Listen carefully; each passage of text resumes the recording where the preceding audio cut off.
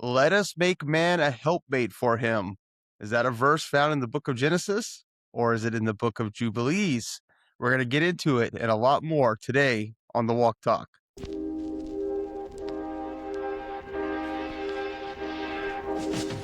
Welcome to Walk Talk, the Faith in Motion podcast, where two regular guys talk about their walk with Christ. We're not pastors, we're not priests, just passionate followers of Jesus, here to give an account of the hope that lies within us. We don't shy away from the tough topics or the challenging scriptures. We just share our faith, and we hope that you find it helpful. We're your hosts, Randy Dupree and PJ Verdon.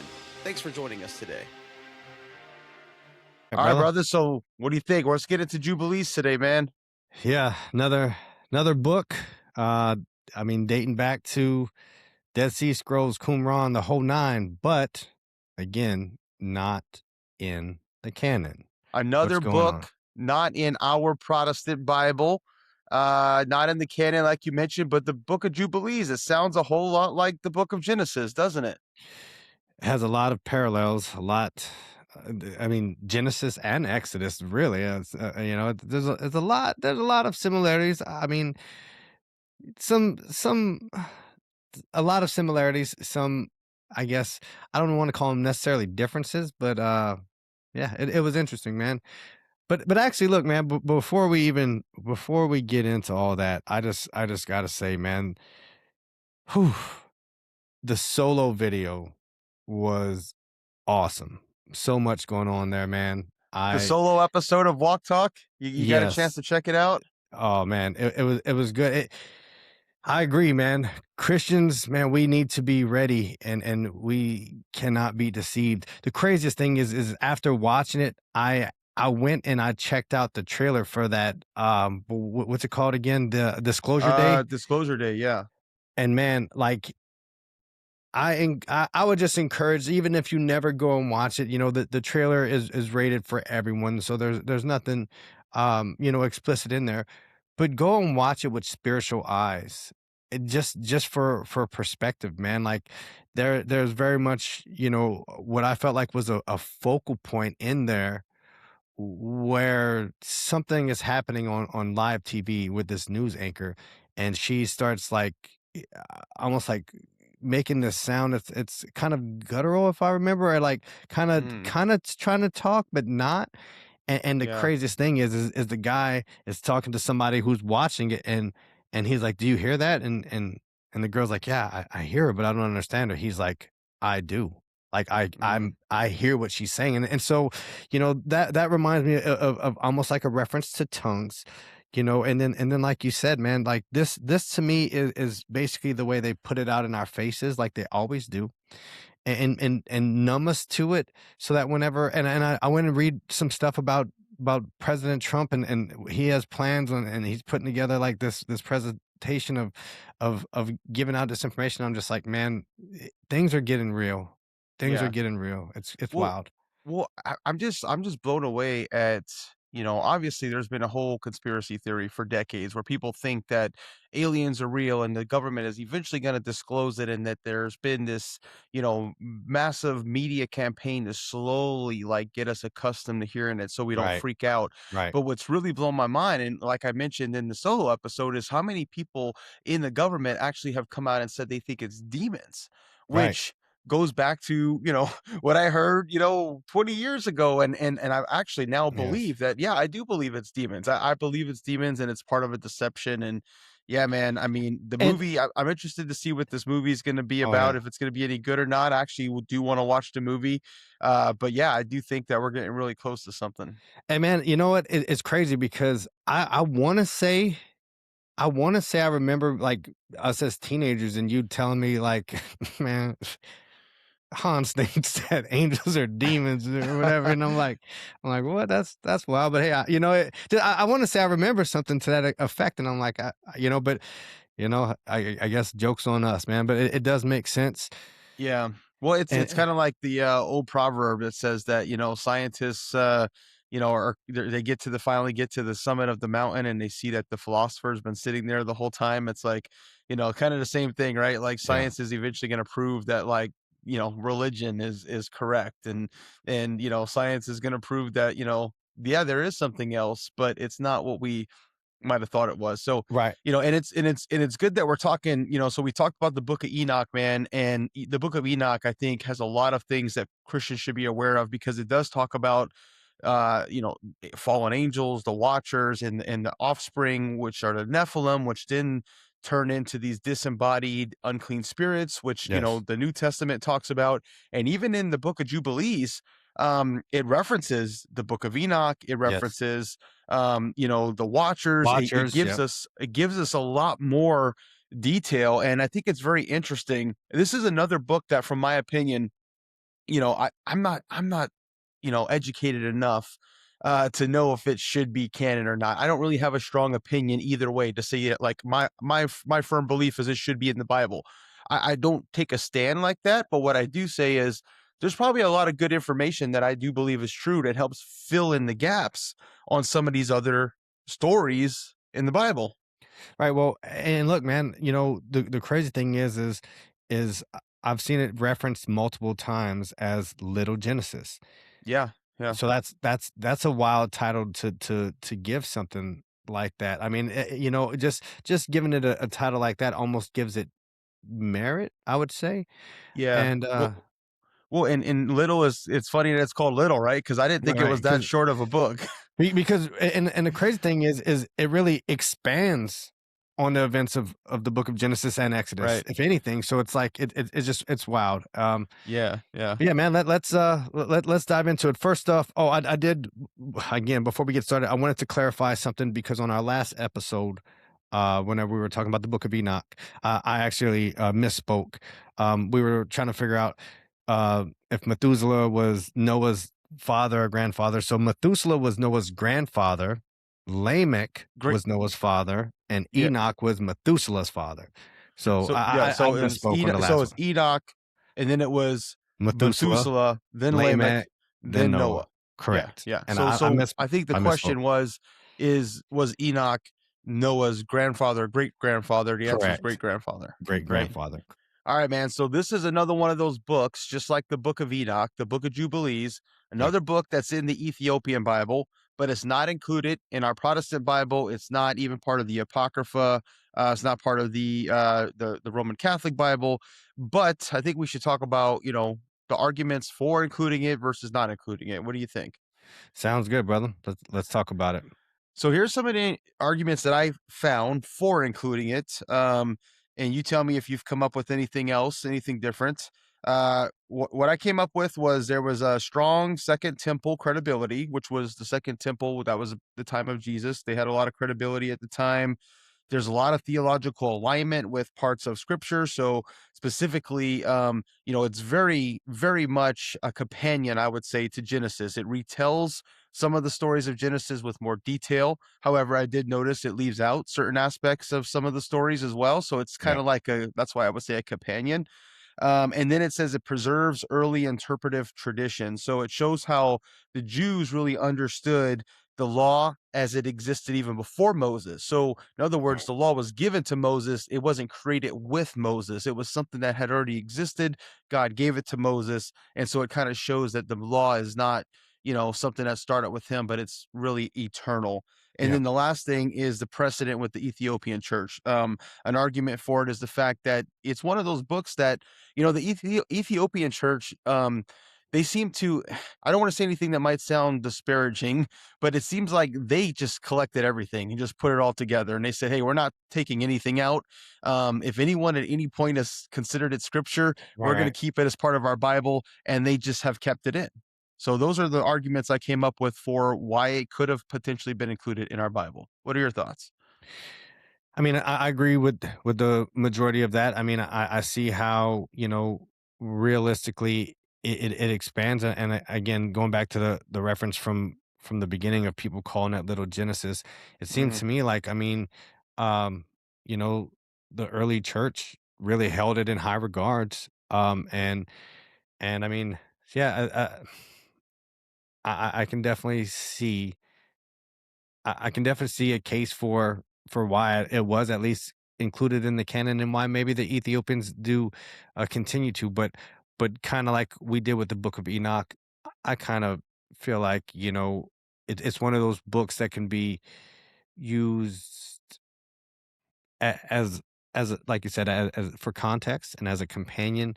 Hmm. But I do think that, and even in it, some of the themes almost speak for themselves as far as it maybe not necessarily being the inspired word of God. You know what I mean? Tell me more about that. What did you see So specifically that made you like so question? so like you know, I almost and don't get me wrong, I know that angels are messengers, right, of God, but it almost is speaking from the first perspective narrative of an angel, like, oh well, God sent me to go talk to Right. Abraham, or you know what I mean? Right. I'm like, So the book is written from the angel of the presence, basically narrating the story to yeah, Moses, yeah, right? yeah, yeah, And that does seem a little kind of like different than the rest of the scriptures, right, right, where right, I mean, even the Bible tells us that, and I forget the exact verse, but it says something to the effect of, the Spirit, moved the men of God, holy men of God, were moved by the Spirit, and they wrote down the scriptures, something to that effect. This is different. This is basically like it's being narrated. right, right, 100%, right. Yeah. Yeah, that's a So good point. That's a good point. And again, like, for me, man, like I just gotta trust the process. I gotta trust that, the councils, and I think we in the past we've talked about some of them, we may have gotten them wrong. The councils where the early church fathers came together and they decided what should be included in the Bible. To me, I trust that process. I have no choice but to trust that process and say, right, hey, right, what right. we have in our Bible is the word of God. However, that still doesn't mean that other books like the Book of Jubilees is not true and it's not like actually historical. It just, to me, it means that it's probably not inspired word of God. It's probably Okay. something that was maybe an expansion on the word of God that had been passed down orally, for years and years and years, and it eventually was documented. I believe it's probably, divine stories being told from a, Right. an outside perspective. Like, I mean, if I mean, if you're sharing the story of, Moses with your children, you're telling them a story about the divine works of God, but it's just, coming from you. So I think I kind of look at it in the same Right. context. And realistically, man, you, it's one of those things. Like, I mean, I've heard for multiple years now, like our own history books, the things that we were taught about our own history of America, it has been so skewed. You know what I mean? And like Sure. in Sure. like Europe and stuff like that, like the way the narrative has gone has been, it's different, you know what I mean? So Yeah. it's like, Well, uh, and here's how I kind of think of it though. I kind of think of it like, when people read about like Cain, after he is cursed and he goes and he takes a wife. And then the skeptics and the atheists say, well, where did Cain get his wife from? There's only, Adam and Eve and their two sons at this point because that's all Genesis tells us. Like I've heard a logical argument that says, well, yeah, but Adam and Eve lived 900 years. They had other kids. The Bible just doesn't tell us about right, every single kid that they had. Well, like instead of us, like you and I having that conversation and having to explain that to a skeptic or a non-believer, the Book of Jubilees essentially spells it out and says, like, yeah, Adam and Eve right, did have other sons and other daughters, and here's their names. right, And right. we don't need to have this conversation and speculate because the Book of Jubilees writes it down. And that's how I kind of see it as like a companion Yeah, and maybe like some oral tradition that got documented in this book. yep. And then, I mean, so also kind of like we established, man, even though I find it interesting, you know, even the way it kind of, like we talked about, references the Book of Enoch, like where it's talking about these watchers and the different sects of angels and stuff like that. I'm like, man, this is super interesting. Like, these are things that I enjoy checking out, because I'm like, Right. this is wild. This opens up a whole new realm almost. But at Yeah. the same time, I'm like, look, yeah, and yeah, I kind of agree. Like, the Bible just gives you like the need to know basis. You know what I mean? It's like, hey, Right. look, I'm Well, gonna touch on this, and I'm not gonna yeah. elaborate on it. And maybe the idea is, if you want to have it expanded upon, go read the Book of Jubilees. But I'm gonna give you the canon that would need to know stuff. You know what I mean? Yeah. Not to get off on a tangent too much, but I've heard like Jordan Peterson, if anyone's familiar with him, talk about the Bible. And he talks about how the Bible is so old and so ancient and was passed down orally for so long before it was written down that it keeps getting refined more and more and more and more over generations until eventually all you have left is like the very, very meat of it. Right. And so it's like you got the meat of the meat of the meat by the time it gets written down and put into a text. And whether or not that's exactly how it happened or not is not the point. The point is there was probably more known at the time than what was actually written down. And to me, I really enjoy reading the Book of Jubilees because it gave me a lot of good perspective on what some of that tradition, some of that Jewish tradition that existed at the time really was. So I think Jordan Peterson calls it archetypes and things like that. He's way deeper and beyond my ability to try to regurgitate anything he said, but it is worth listening to him discuss the Bible because I think he does a really good job.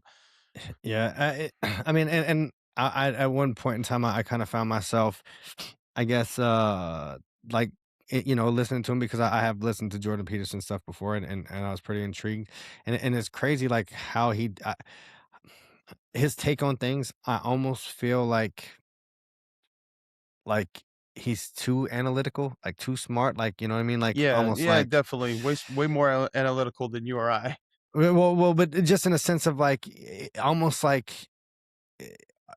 like he's smart enough and able to articulate and break it down enough to where he can almost like prove it. It's almost like he's like alleviating need to have faith in it because he's like, I got it figured out. Like, and it's like, man, Mhm. just like let it penetrate you, Jordan. You know what I mean?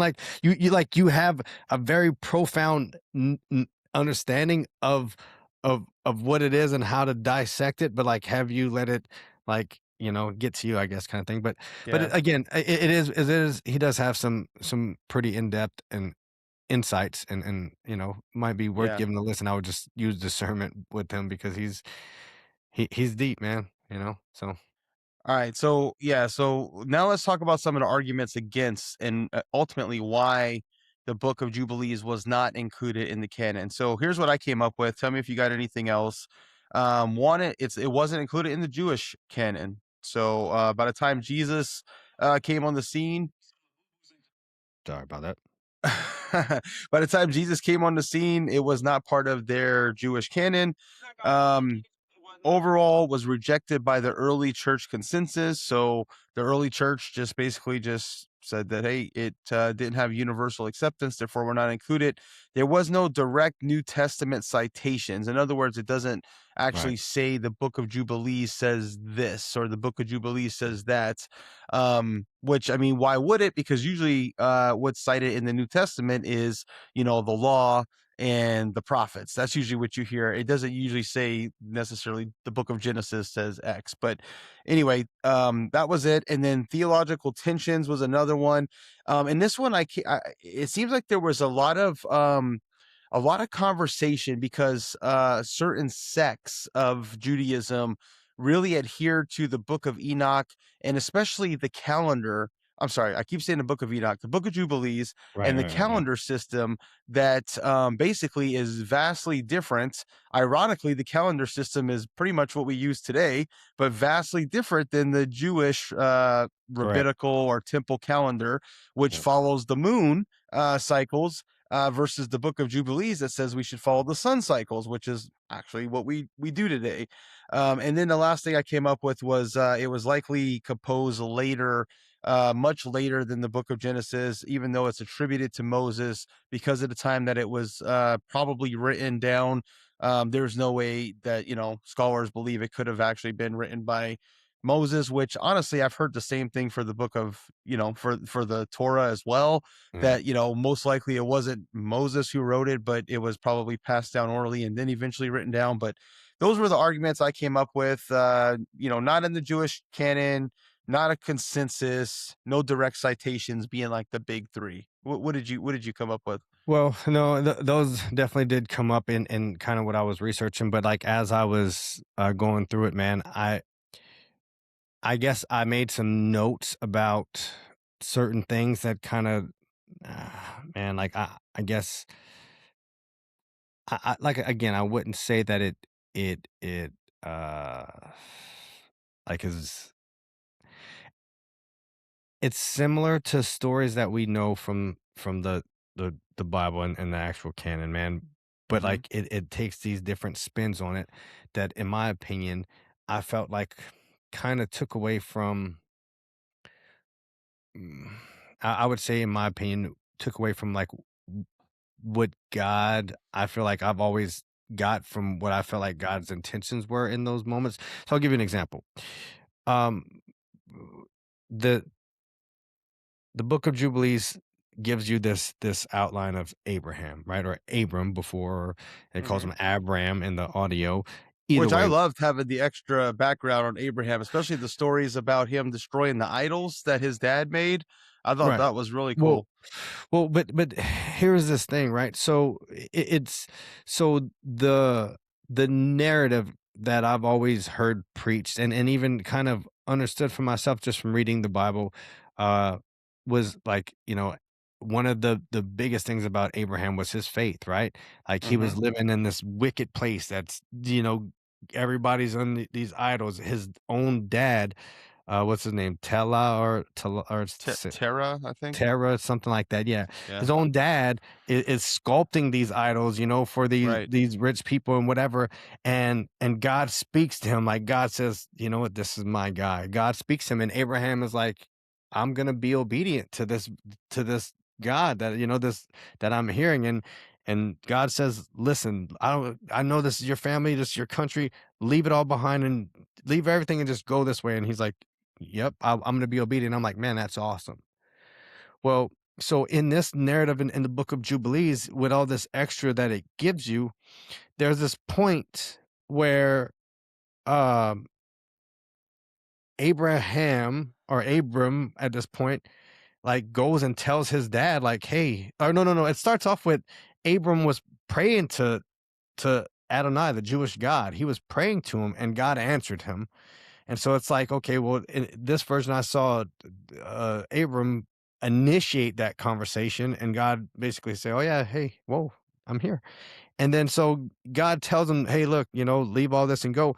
And then it goes on to say how he went and talked to his father and said, "Hey, look, I had this conversation with the Jewish God, and I'm leaving." And his dad is basically like, "Oh, that's I can't because of like what I do, but like you have my blessing." I'm And, a little bit lost, man. Can you help me get to the point? What do you mean? Because I'm a little bit lost here. So I feel like it almost takes away from the idea of What does? What's the it? giving this extra information, right? So it's different than God choosing Abraham and saying go, and Abraham says yes, I'm going to leave and forsake everything. The Book Okay, of so Jubilee, let me see if I get it. So let me. So are you saying that what you heard in Genesis was God just randomly picked and chose Abraham, and what you hear in Jubilees is Abraham chose to be faithful to God? no, no. So what I hear in Jubilees is that um, Abraham started trying to pray to God, and God answered him, and told him the same thing, and then Is the that different addition than what I said? The addition to, but so being chosen by God or having God respond to you, in my opinion, is two. They're not completely different, but there's a difference there, and then there's a So different. I thought so what I said was basically let me say it a different way then. What I thought I heard you saying was in Genesis, God initiates the relationship in Jubilees, Abraham initiates the relationship. Is that a Correct. more clear Yes. way of saying what you're trying to say? Yes. And you don't Yes. like that? I think it takes away from the narrative, and in addition to that, Tell me how. How does it take away from the narrative? I'm curious because I got something totally different. So I'm really curious as how it took away for you. it, whether it's initiated by God or initiated by us, that's the Yeah, difference. yeah. You said it took away from the narrative Yeah, in yeah, your. it takes away in my opinion, it takes away from the narrative of uh in the same way, like God chose to have show Moses favor. Like in my understanding from the canon is like, you know what, God basically sees Abraham, knows his heart, speaks to him, and Abraham is obedient. In this, like basically, in my mind, it's almost like, well, you know, A- Abraham is throwing this prayer out, and God responds to him, and he's like, "Oh wow!" Like so, you know what I mean? Like in So it's like, if it's like, if it's the difference between if I call your phone and you answer and I'm like, man, listen, Randy, I really needed to talk to you right now. I need to tell you this, like, or if you call me out the blue and you're like, man, I don't know what's going on, but I feel like you really have something to say to me. And I'm like, dude, what, you know what I mean? Like, it just, Mm, it changes the narrative in my opinion. But even to take it a step further is the idea of, like, God saying, okay, like, leave your country, leave your family. They're all in this. Like, it's one thing to be like, you know what, I'm just going to shoot out, regardless of how they feel, because I'm going to be obedient to God no matter what. I don't care how anybody else around me feels. I'm being obedient to God. Then to go and, like, have a conversation with your dad, and he's like, oh, well, yeah, you have my blessing. Like, feel free. Like, there's no hard yeah. feelings. Like, I you know what I mean? I mean, I'll be honest, I took it like the exact opposite. Like I saw it as, um the way I read Jubilees was, Abram at the time basically looked around and said, "Look, this is stupid that we are worshiping idols made of hands. I know that there's a real God, a God of creation. I want to worship that guy and not these stupid idols," which I thought was like really cool. That he was like countercultural and saying like, "Hey, I'm going to go against the norm and against the grain and against my own family, and I'm going to seek this God that I really don't even know." And then God answered him. I thought that was really cool, because to me, like, that's a lot harder in my mind to, like, be against your entire community and seek the true God than it is to answer a God who just randomly calls you one day and says, "Hey, I'm God, you should follow me." Like, yeah, if God calls me like that, you better believe I'm going to follow him whether I'm an atheist or not. Like, if I hear a voice, from heaven tell me, "Hey, like, I'm God, do whatever," I'm doing it. But Abraham didn't in this story, Abraham didn't wait for that. He was like seeking God, which to me I thought was cool. So I took that the total opposite way. Yeah.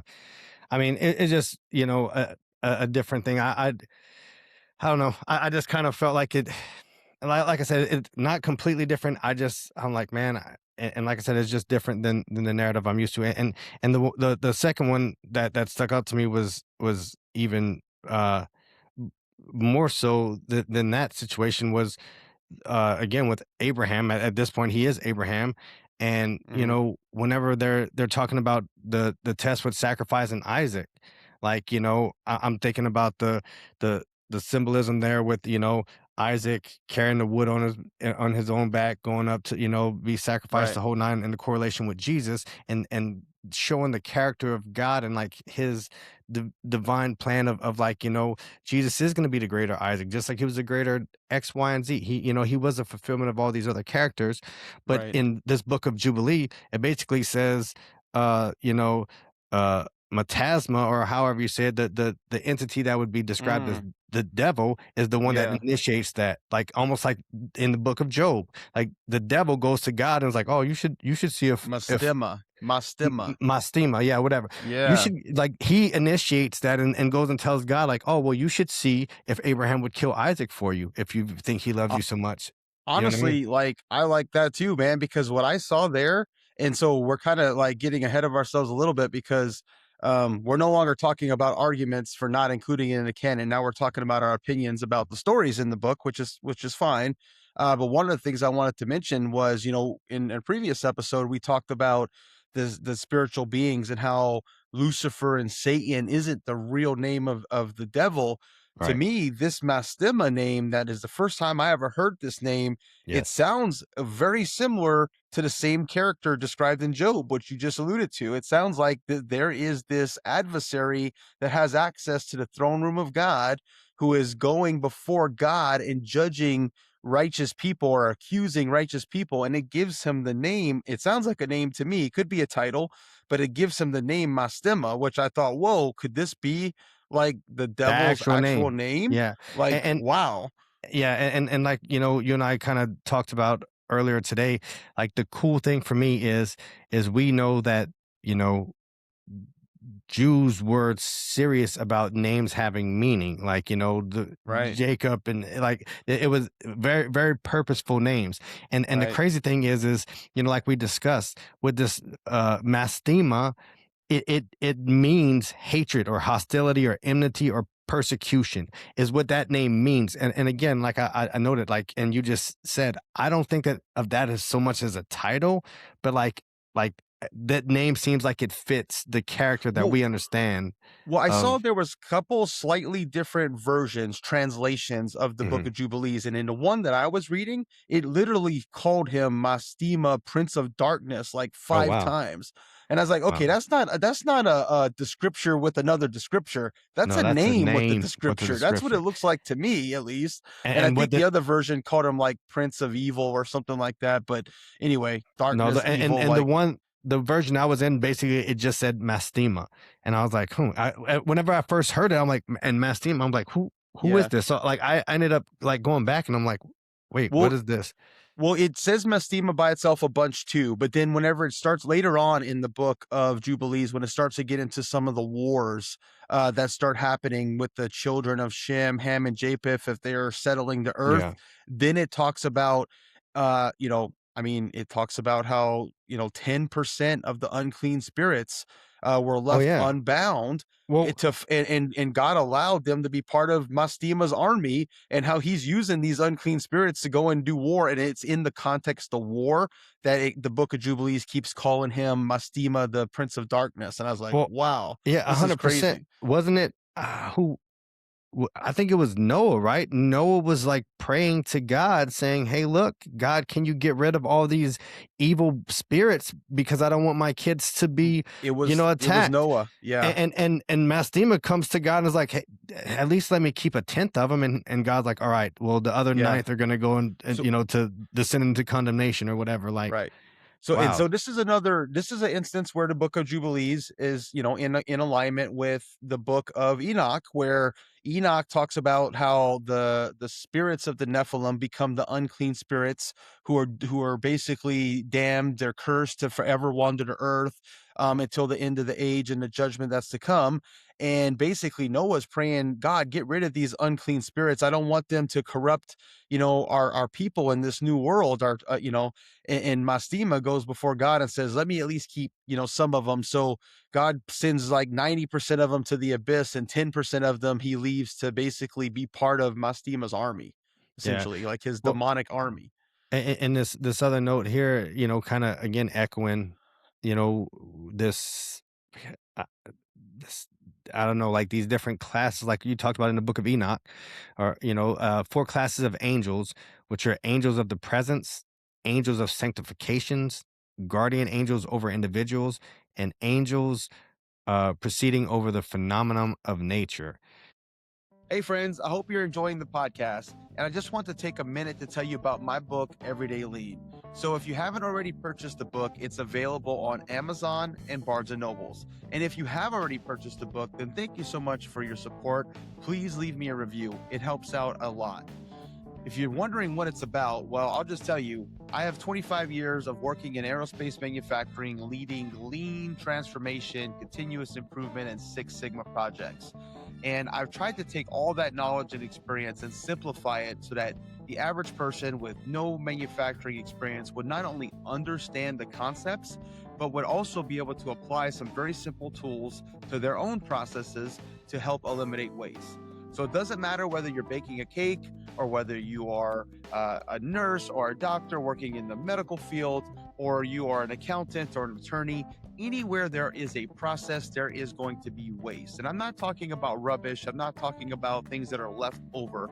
I'm talking about defects, overproduction, waiting, non-utilized talent, transportation, inventory, motion, excess processing.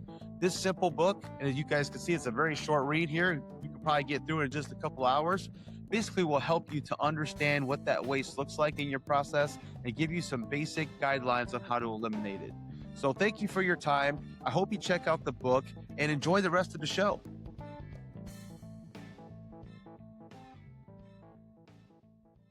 And then, Yeah. it, And there was a lot of talk about the angels of the winds and of the yes, rains and things like yes, that, which again, I don't remember exactly the verses, but there's some allusion to that even in the book of Revelations. I'd have to go back and look it up, but there are some allusions to that. And I can't remember exactly how it's worded in Revelation. So I thought that helped fill in some gaps there as well. But yeah. And I mean, look, those. So and I did jump the gun. I apologize because I was like, man, this was it was. And I see your perspective at least on the beginning, but I guess from my traditional way of thinking about the canon, I'm like, okay, man, like this is the way I've always understood it. I've Yeah. always respected Abraham's faith, but I do kind of like Well, the I way mean, you articulated it with like, man, like this guy was actively seeking yeah, God well, in the I see him like a Noah figure, man. I see Abraham the way it's portrayed as like Noah. Like you got this corrupt world, like with just evil happening all over. God looks down and he sees a guy, there's Noah, and he's like trying his best to follow me in this corrupt world. Let me use him. And then he looks down and he sees Abraham. And that's all I was saying. Like I see that like there's someone doing something different, going against the culture while everyone else has kind of put God on the shelf and started worshiping idols. There's like this guy who's like at least seeking, if nothing else. And that was kind of the perspective I got when I read it. But I got it. it And is different than what you might typically get just reading Genesis. well, and I guess from automatically, I just went to straight from like the focal point of both of these stories, where Abraham start and with the sacrificing of Isaac, of Sure. God's plan, purpose, like knowing already, being the focal point, and then like it was shifted to well God, from God to Abraham in my perspective in that point, and then from God's divine plan and like knowing that Jesus was going to come and do all the things to like the devil or Mastema. I like Hmm. that better. Mastema being like, hey, I got an idea, God, and that does correlate, like you said, with Job, what we do know from Job. Yeah. But it's like I don't know. It's I mean, just to me, like I find that again, I find it personally easier to swallow that it was this demonic being who recommended the sacrifice of this child than God recommending that as a test. Like to me, that just feels better in my heart that it was like even knowing God was gonna like provide the sacrifice, it's still to me it makes more sense in my mind that this would have been a temptation from an evil being than God. That's how I saw it, and I to me, and it reminded me a lot of Job when I was reading that. yeah. Yeah, so I mean, Um, just but I guess so. It was just little nuances, like I said. Obviously, things that could be taken either yeah. way. So I'll be honest, as I read through it, I didn't really see anything that I thought was like a red flag. I didn't see anything that I thought, okay, this is like way off. Like in the Book of Enoch, there's a lot of stuff, especially like if you go into second and third Enoch, I wouldn't even touch those books honestly.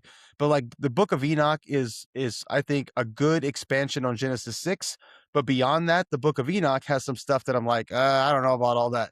This book, the Book of Jubilees, I really didn't see anything that was a red flag for me. What I did see was there were some areas where Genesis leaves question marks that the Book of Jubilees fills in those question marks.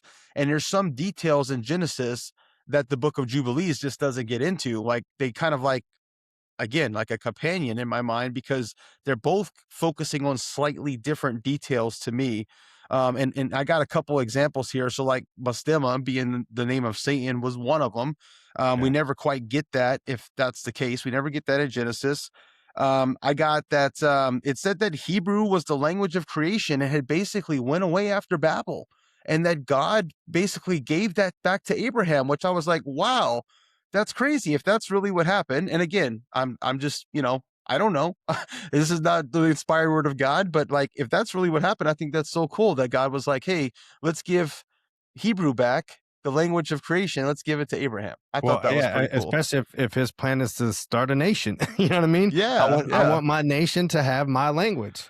So Right, right. Let's see. There was a few other things.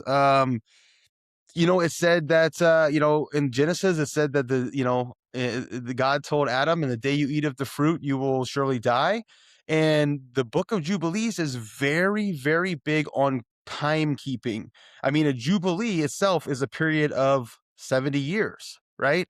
And so it's very big on timekeeping, and it's very big on this solar cycle of 364 days, 91 days per season, 13 weeks per season. And it says essentially that Adam died, I think it was 30 years short of 1,000 years, which is one heavenly day. So in right, other yeah, I words, thought God that said, was "In the cool. day you eat of it, you will die." And He did he within didn't a make, heaven's day, he did actually die. I but thought that was cool. Yeah, I did think that that was cool, but see, and that's another one of those things where I'm like, okay, well, this again takes away from the our or at least my prior understanding to be like, oh, he did die that day. I guess it was like a double death, right? Because he Yeah. died spiritually, but He you died know, spiritually that day in my perspective. yeah, 100%. So it was just like those little things where I'm like, man, I don't want to say that this contradicts because that's not the right word, but it changes. Like, does both of them maybe fit? Maybe, but it also like, and Yeah. again, I think, I guess what I'm worried about is exactly what I feel like it happened a little while ago, where you saw it one way and I saw it another way, and there was this little bit of friction. Now, even though I could, after hearing your side of it, I'm like, okay, I can see that too, and so maybe it can be both. And because Yeah. I kept thinking while these little things were happening, I'm like, this is not contradicting what I see in the canonical version of Genesis, but Yeah. it's Yeah. it's like Well, this weird it's little yeah. to me, it goes back to what we've been talking about since our very first episode, man, which is you got to understand the context, you got to understand the culture, you got to understand the who the writer was writing to really understand the Bible. I mean, this whole idea of sola scriptura. I mean, the Bible says that the church is the pillar and foundation of truth. It doesn't say Mhm. that the Bible is the pillar and foundation of truth. And why would it say the church is? It's because you need to have all that context. You need to have that tradition. You need to have that interpretation outside of just what's written on the page to fully grasp and understand it. So for me to understand more of what the Jewish tradition is, or what the people at the time the Bible was written understood, to me it only helps to fully understand and expand on my faith. Well, yeah, yeah. I can see So that, and I'll tell you this, kinda, what I almost thought about, because I was really sitting there, like, kinda perplexed, like, man, in one hand, I'm like, this seems different, but it's not different. And what it made me think about was the Gospels, right? yeah, The they're accounts of different. events in Matthew, Mark, Luke, and John are talking about the same things, but there's these slight variations. Right, You know what I right. mean? And it's like, okay, well, that's And it adds kind the of fuller picture of what yeah, was but happening. and I'm Yeah, like, that's kind of how this is, but it's like, but it's even more direct than that, right? So like where yeah, there's like these huge variances in some of the gospels, like this is like, no, yeah, this happened, but you know what was happening behind the scenes or what happened after it, like, and then it just goes off on these tangents, then it comes right yeah. back, and it's like, what the heck? Right. Yeah. Going back to Adam dying real quick though, how poetic would it be if on the day he physically ate from the fruit, he spiritually died, but then at the end of a spiritual day, he physically died. You see what I'm saying there? Because it's Mm, saying that he died before a heavenly day was up, which would have been 1,000 years. yeah. So it's like you got the spiritual death, you got the physical death. How poetic is that if like he spiritually died on the day he did the physical thing and then Mm, physically died at the end of the spiritual day? Like to me, that would just be just a whole nother level, but I yeah, maybe, digress. maybe Here's some that. other things that I came up with. So we talked about, I don't think we got into it too deep, but the Book of Enoch, and again in the Book of Jubilees, it talks about the Nephilim, Mhm. who, I'm sorry, not the Nephilim, the Watchers, who had the Nephilim. The Nephilim were the offspring of the Watchers. They taught humanity all sorts of forbidden knowledge that they shouldn't have known. And Jubilees talks about, and I'm going to butcher this guy's name, Arpakshad. It says he actually found one of the pre-flood writings that was engraved on a rock after the flood that had teachings of the Watchers, and he like wrote them down.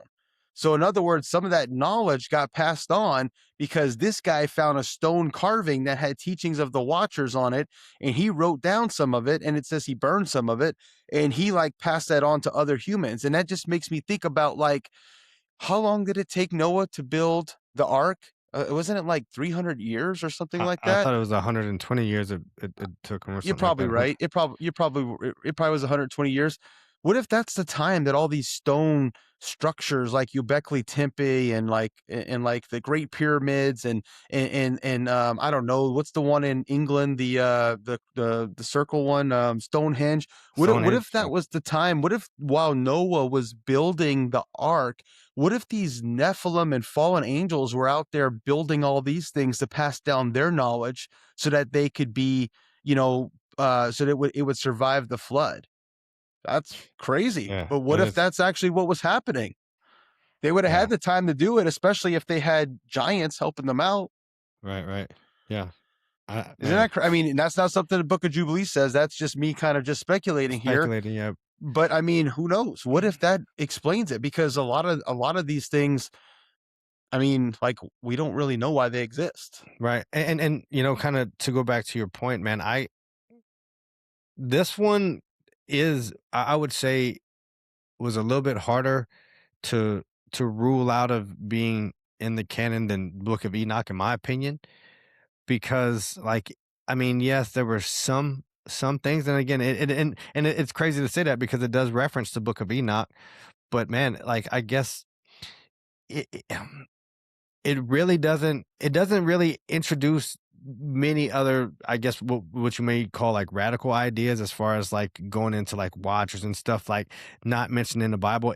I really saw this more as just a huge elaboration. You know what I mean? Mhm. Like, and so, and again, I would say doesn't belong in the canon because it's not. I don't believe it's the divinely inspired word of God. But I mean, could you just make a note of that and include it in there just to give a deeper, expansive perspective on Genesis and Right, Exodus? Like, right. yeah, 100%. Well, Like, I and believe, in my opinion, you yeah, know. and like I said earlier, like, I would say it probably doesn't belong in the canon because our church fathers, who would have been in a better position to know, didn't believe it was the inspired word of God, and I have no choice but to trust that. But Right, I would trust it as much as I would probably trust any like other history book, which I know has probably got some lies and some deceit in it, but is probably directionally accurate, right? right. I mean, any textbook that you're you know, uh, gonna read that's been taught at any high school in this country is probably going to be directionally accurate with some falsities built in there, and I have no Right, no choice but to trust but verify, question where it seems a little bit off, but generally say, yeah, I generally do believe that the Civil War happened during these dates, and this is generally what started it and how things actually went down. Like, I have no real reason to doubt that. But could there be some little nuanced stories in there that, are fabrications or people just like, blowing things out of proportion? Absolutely. Absolutely. And I think that's kind of the difference in my mind between like taking this as, inspired word of God and taking it as like a historically, a historical book that's, yeah, yeah, it probably is mostly accurate, but maybe through the oral traditions, passing it down for generations, maybe some things got a little bit, twisted. But again, from what I saw, I mean, I saw that there were times we got more detail than Genesis, and times where there were certain things that was left out. And I was trying to remember, man, there was one particular story. I can't remember if it was Joseph. It might have been Joe. Actually, I think Joseph was one of them. When it was talking about the story of Joseph, there were things that was left out of this book that the Bible goes into more detail in. And there was another story too. I can't remember what the other story was. But there was at least two stories, and I don't claim to have the book of Genesis memorized to be able to say, like, here's all the yeah, instances right, where the book of Jubilees like didn't capture certain details or went into more detail. There's definitely a lot of the early stories where I felt like Jubilees went into more detail. But there was definitely some times in Jubilees where there were certain things that, and I can't remember right now off the top of my head. I thought I had wrote it down. I'm looking at my notes here. I'm not seeing it, but there was definitely a couple times where I'm like, man, I know Genesis went into more detail. yeah. So it was Joseph. So when Joseph was in prison and he had the cupbearer and I think it was a cook that was in Yeah, prison yeah, with yeah, him, yeah, something like that. in those guys had dreams and they told their dreams to Joseph and Joseph interpreted both of their dreams, right? And we actually get the dreams, right, in the book of Genesis. In Mhm. Jubilees, we don't get the dreams. Like, that's just totally left out. like, in the same thing with like Pharaoh's dreams. So when Pharaoh has his dreams, we hear, I think, 7 like starving like calves and 7 like fattened calves or whatever he dreams Yeah. about, and that's the 7 years of famine, for 7 years of Right. of feast. Those dreams are totally left out of the Book of Jubilees, even though we still get the same story and we still get the idea that he interprets dreams. Hmm. So again, just the stories that I could remember, I'm like, okay, I remember that was in there. It's not in Jubilees. But then other stories, it adds even more detail, and even in that particular story, it goes into a lot more detail about Joseph and Well, his interactions with Potiphar and Pharaoh and etc. exactly. And so it's weird because in those instances like that, like I feel like again, it's giving you the very human perspective because like, well, I guess, I mean, the human perspective would have remembered the dreams, but it's like God is the one that interpreted the dreams, right? So it was just this weird thing of where it's like, man, like, I don't know. It was just, again, I just, I don't know. Overall, like I said, there's these times where I felt like, this is little, like, what, why not? You've been elaborating so much on these other things, like, I don't know, like, Yeah. I don't know, I don't know, So just and some maybe other. that, Uh, maybe Go just not ahead. to be redundant, I guess. You know what I mean? I Maybe. don't know, Yeah. I don't know. So some other things that I thought was interesting that I didn't get from Genesis, but I got from Jubilees, was that Noah actually receives medical knowledge from the angels. So God actually tells the angels to Yeah. go and teach him about medicinal plants and things like that to heal diseases that were caused by demonic forces.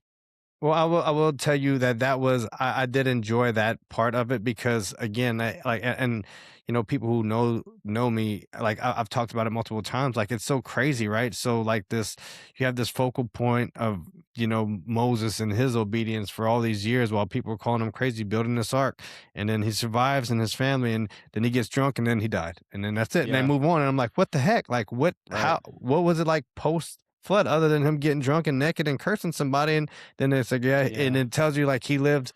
So this kind of gives you, Noah's story a little bit, and I thought that was pretty cool It and give a lot interesting. more information about Oh yeah, Noah, and it gives you a lot more sympathy towards him, because it's like this dude was just like repopulating the earth with plants and animals. He didn't know how powerful those grapes were going to be, and he was right, going to right, get yeah, so drunk from drinking a little bit of wine that he was going to be passed out naked and, in his tent. right, I and always now thought he that had a problem. yeah, well, and yeah, like that was my thing. Like it basically it sounds like Noah just was like, man, I've been through a lot. I'm getting lit, and he's like, it really it did frame it in more of like a almost like a respectable way. And It I did, mean, yeah, I've even kind of used that, like, like I always looked at it from the perspective of like, Noah got drunk, and the focus isn't on like, oh, the Bible says you're not supposed to be a drunkard. It was like what happened to him while he was, in that state. It was the offense. You know what I mean? So I did kind of like that. Now, that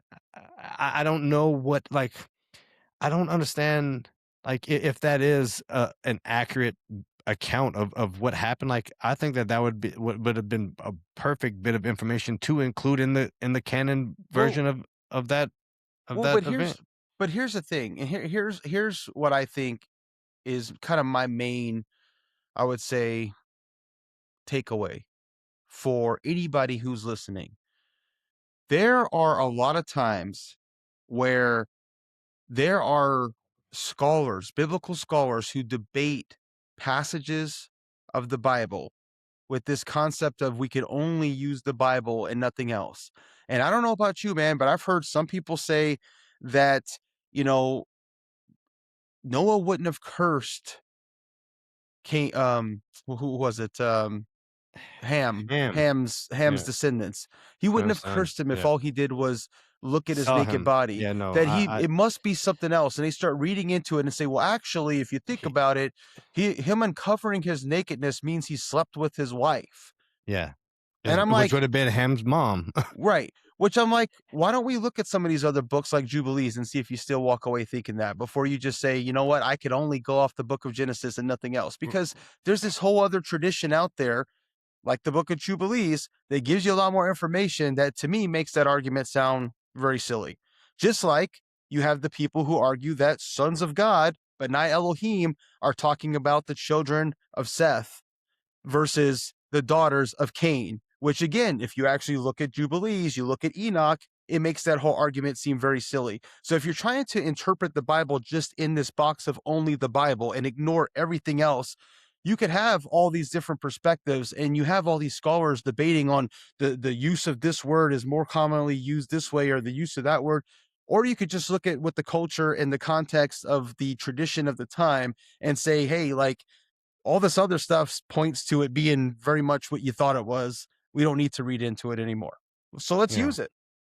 Yeah, man, and it is, man, the significance of understanding context and realistically, not always looking through things from our own lens. You know what I mean? Like understanding like this is a book about Jewish people to Jewish people for the most part. You know what I mean? Yep. Yep. That we've been grafted into. You know, Right. and understanding like, man, like these little nuances that like even in America, things the phrases that we say that are just common to us and we all know what we're talking about. You go to other places and you know, they have no idea what those things mean, and that's exactly how like I feel about these things. Like, you know, and I don't know why this pops into my head, but like the debate about you know, Jesus making the statement, it'll be, you know, easier for to pass a camel through the eye of a needle than for a rich man and to go into heaven.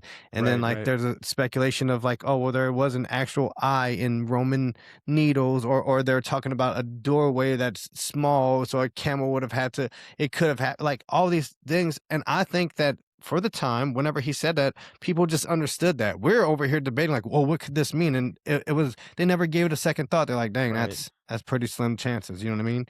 You know, Yeah, I agree. like in my opinion is like, oh, you couldn't hit the broadside of a bourne. They're like, what, you know what I mean? Like Right. we would Right. get it, but you know, if like they're debating that, like, well, what did he mean? Like, is this a small miniature barn or like, you know what I mean? But you Yeah. have to understand the context and the Yeah. culture.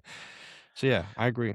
So one other thing that I want to, well, actually, maybe two things. I can't overemphasize how much the Book of Jubilees focuses on that solar calendar, and how um the fact that traditionally the second temple period used the lunar calendars, and even to this day the Jewish calendar follows that calendar, and even the Roman Catholics, right? That's the reason why Easter, for example, is not always on the same day of the year. It's the Right, reason why right. Passover isn't always on the same day of the year. Hanukkah is not always on the same day. They're always like about this certain time, but they're never on the same day. If, like the Book of Jubilees says, we had followed this 364-day calendar since the beginning, all those days, all those events would have always been on the same date every year. And I don't remember if this actually wasn't in the Book of Jubilees. This was in something else I was reading on the Book of Jubilees, but it basically said that the day that Abraham was tested and was about to sacrifice Isaac fell on the exact same day that the Passover eventually happened, Mm, if we had been following the solar calendar the whole time. And it also ended up being the exact same day that Jesus was ultimately sacrificed, which we'll never know because we didn't follow that solar calendar from the beginning. But a lot of what has happened in the history of the world, and a lot of what has been documented in the Bible, was meant to happen in certain timings, and it did happen in certain timings, but we don't always catch it because we weren't always following that calendar. So this book right. really, really focuses on that a lot, on following that solar calendar. And again, it's one of those reasons why it wasn't included in the Jewish scriptures, in the Jewish canon, because there was that disagreement about following the solar calendar versus the lunar calendar. It's This book is very big on timekeeping. I don't know if you picked up on that at all. Yeah, yeah, oh yeah, absolutely. And you had said something earlier about Jubilee being 72 years. And in my notes, I don't know why this differed. So I saw a Jubilee in the Bible is a special year that occurs every 50 years, marked by forgiveness of death, freeing indentured servants, yada yada yada. And that's basically I think you're right. It's every 50 years. I thought what did I say earlier? Every 42 or 70. so. But then I Yeah, I think see. yeah, I think you're right. It's every 50 years because it isn't the Jubilee, because they had like the 7 years was like a Jubilee year or something like that, and the seventh time they did the seventh, then it was like a whole I forget. It was something like that. They had like 7 7-year cycles. And at the end Something. of the 7 7-year cycles, it was 49 years, and the next year was the Jubilee Yes. year, something like Correct. that. Yes. Yeah. Something Yeah. like that. Yep. Yeah. That's what I I got mean, earlier. yeah, So I'm I not just much of a math person, but I do but remember it being something like that. yeah, I just, I forgot I wanted to say that earlier, but then we kind of got off on something, but I just wanted to note that yeah, I saw something that a jubilee is actually 50-year period. But yeah, I did notice, that, and man, it's so crazy because I've heard so many different things regarding, the calendar and the way we keep time, and even how our months are out of order and stuff like that. Like, like you figure, like even like I guess the one that's always stuck with me is, October is our 10th month, but oct in any other place means 8, you know what I mean? So it's like Well, that's according to the Roman calendar, it was the 10th month set, but Julius Caesar set the calendar, right, right, right. and it was the 10th month until it was changed later by, I think, one of the No, popes or something. you mean it was the 8th month, October? Yes, yes, it was the 8th. Yeah, because I got you. August, or I'm sorry, yeah, because you got like September. Sept is like 9, right? Or no, I forget. All the months 7, basically. set, yeah, yeah, but Sep was basically, yeah, 7, yeah, yeah. yeah, Oct was but 8, yeah, yeah, yeah. yeah. But yeah, and I'm like, well, that makes a whole lot more sense. And then again, being based on the 364-day calendar, where we wouldn't have to have these leap years, and it's like, man, yeah, it was a lot. And I was like, man, this is, even our everything deceives us, man. Even our own, I know, man. I know. And then there's this whole conspiracy theory out there that hundreds of years didn't happen, and it was just added to the. There's so much yeah, oh going yeah. out there, Well, but yeah, that's one of the other things I like about Jubilees is it gives us a little bit more context about why there has been this constant struggle between the lunar and solar calendars. yeah, yeah, yeah. And I had heard the correlation. So I'm trying to think. Maybe not the correlation of the Isaac sacrifice being falling on the same day as the Sabbath and on the day that Jesus was crucified, but The I Passover and the uh, crucifixion. yeah, Yeah, I'm the sorry. Passover and Good Friday, Yeah, yeah. What did I say? I messed that up. the Sabbath. But oh yeah, yeah, yeah, yeah. So sorry about that. But what I did hear was there was a correlation between that story of Isaac and the crucifixion, where it could have potentially been on the same mountain. Had you heard that?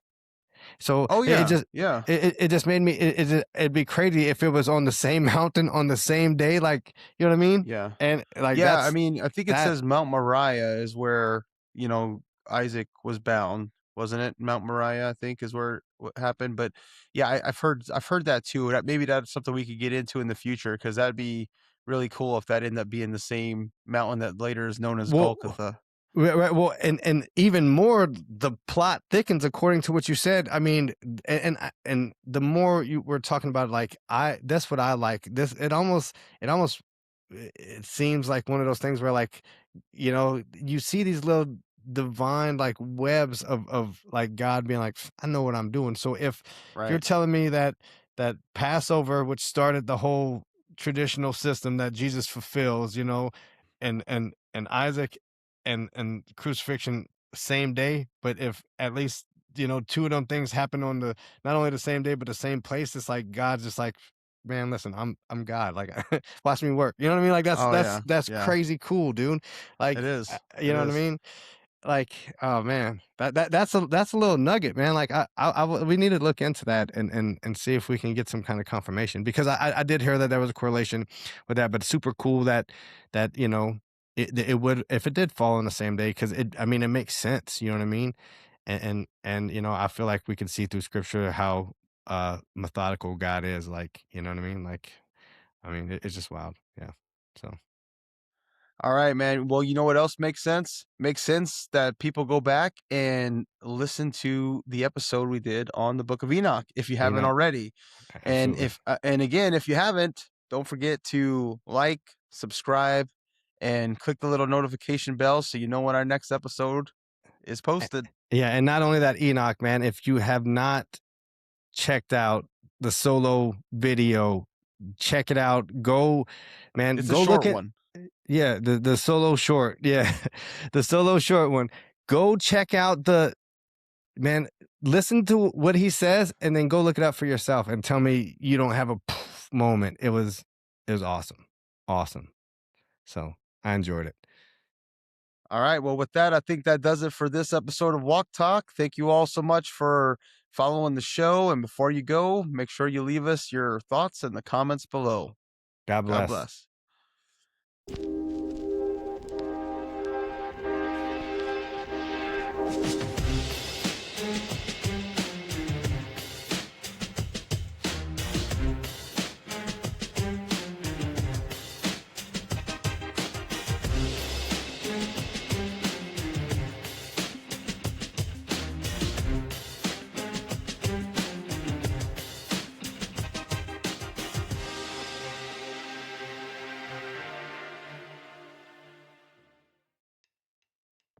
Hey friends, I just want to tell you about my book, Everyday Lean. After 25 years of leading continuous improvement projects in the manufacturing world, I came to a simple realization. Lean applies to any process because every process has waste. Whether you're baking a cake, developing software, or building an F-15, the same principles apply. Everyday Lean gives language and structure to what you're likely already doing. It's all about helping people and organizations make their work better every day. Everyday Lean is available now on Amazon and Barnes & Nobles.